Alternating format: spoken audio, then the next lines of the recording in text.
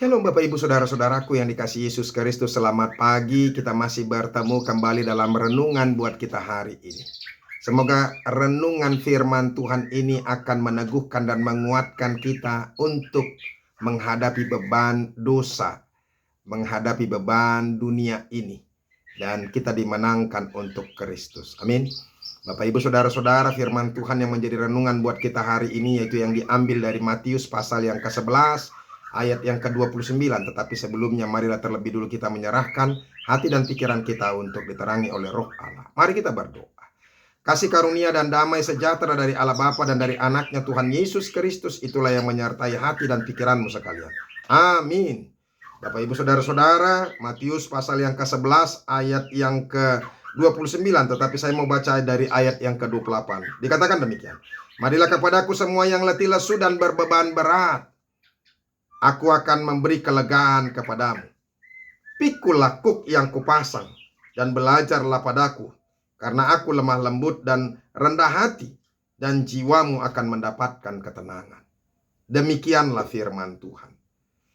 Bapak Ibu Saudara-saudaraku yang dikasihi Yesus Kristus, pernah orang bertanya kepada saya, baik dari jemaat AKBP tempat saya melayani dan juga dari luar jemaat. Mereka berkata seperti ini, Pak Pendeta, bukankah rokok itu bisa merusak kesehatan? Bukankah rokok bisa merusak tubuh kita? Bahkan bukankah rokok bisa membunuh kita yang merokok? Dan ketika rokok membunuh tubuh kita, bukankah kita sedang membinasakan bait Allah dalam tubuh kita? Tetapi kenapa gereja, secara khusus gereja HKBP, tidak membuat larangan orang untuk merokok?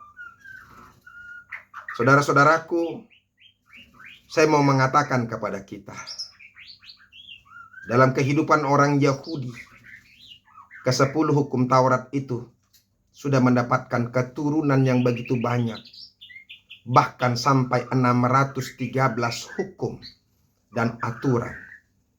Larangan ini, larangan itu, tidak boleh ini, tidak boleh itu, lakukan ini, lakukan itu. Sehingga banyak orang begitu terbeban mengimani, melakukan hukum Taurat. Sehingga banyak orang tidak mampu untuk melakukan hukum Taurat itu. Makanya Yesus pernah berkata, saudara-saudara, dalam Lukas 11 ayat 46 dia katakan, celakalah kamu juga hai ahli-ahli Taurat, sebab kamu meletakkan beban-beban yang tak terpikul pada orang, tetapi kamu sendiri tidak menyentuh beban itu dengan satu jari pun. Bukankah agama banyak sekali membebani orang dengan aturan-aturan? Tahukah kita kalau kita menambahi aturan-aturan itu, maka kita sendiri semakin terbeban. Dan saudara-saudara, saya mau katakan kepada kita, yang merusak tubuh kita ini bukan saja rokok, tapi bahan-bahan kimia tertentu yang terus kita pakai di dunia ini. Tetapi juga makanan dan minuman, termasuk mie instan, minuman-minuman instan.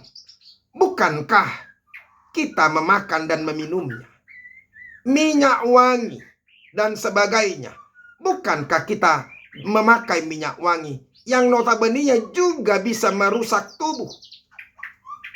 Lantas, akankah kita buat peraturan ini, itu, sampai beribu aturan? Bisakah kita bayangkan begitu terbebannya manusia, begitu terbebannya orang-orang yang percaya? Yang kita butuhkan, saudara-saudara, bukan aturan. Yang kita butuhkan bukanlah larangan-larangan. Tapi yang kita butuhkan, saudara-saudara, dalam hidup ini adalah kasih. Yang kita butuhkan adalah pengampunan dari Kristus Yesus. Yang kita butuhkan anugerah daripada Tuhan untuk hidup yang kekal itu. Karena melalui kasih, pengampunan, dan anugerah hidup yang kekal itu, manusia dan orang percaya akan mengalami kelegaan, akan mengalami sukacita. Karena selama dosa membebani kita, selama kejahatan berada dalam tubuh kita, maka dosa itu akan membebani hidup manusia ini terus. Nah, oleh karena itulah saudara-saudara, Yesus datang mengundang kita. Marilah kepadaku, hai kamu yang yang letih lesu dan berbeban berat, sebab aku akan memberikan kelegaan kepadamu. Pikul lakuk yang kupasang dan belajarlah padaku, karena aku lemah lembut dan rendah hati, dan jiwamu akan mendapatkan ketenangan. Yesus menawarkan kelepasan dari beban itu, bukan menambahi beban lagi dengan aturan ini dan aturan itu. Karena orang tidak akan bisa diselamatkan karena mengerjakan ini dan mengerjakan itu. Karena semua kita tidak akan mampu melakukan hukum-hukum itu, aturan-aturan itu.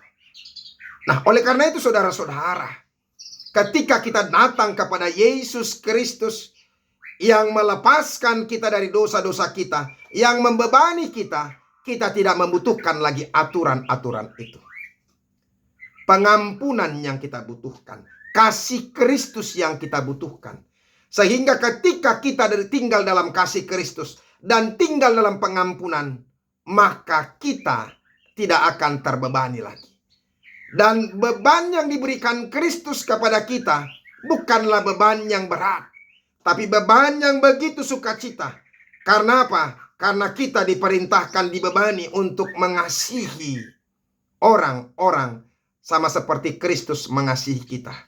Kita mengampuni orang-orang yang jahat kepada kita sama seperti Kristus mengampuni kita yang jahat. Dan itu tidaklah berat bagi orang-orang yang tinggal dalam Kristus. Nah, oleh karena itu saudara-saudara, jangan mau lagi dibebani oleh peraturan ini dan peraturan itu. Saya mau katakan kepada kita, keselamatan kita bukan karena melakukan itu. Siapa yang bisa lepas dari dan bisa bebas dari aturan itu dan bisa melakukan itu dengan sempurna? Bisakah kita saudara-saudara tidak berzina?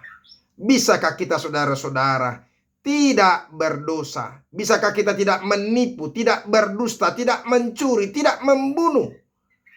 Yesus berkata ketika kita membenci, 1 Yohanes itu berkata saudara-saudara, ketika kita membenci orang lain, kita sudah menjadi pembunuh baginya. Nah, oleh karena itu saudara-saudara, jangan berpikir, jangan berharap bahwa kita akan lepas dari dosa dan mendapatkan keselamatan dengan melakukan hukum-hukum itu. Yang kita butuhkan bukan hukum itu lagi.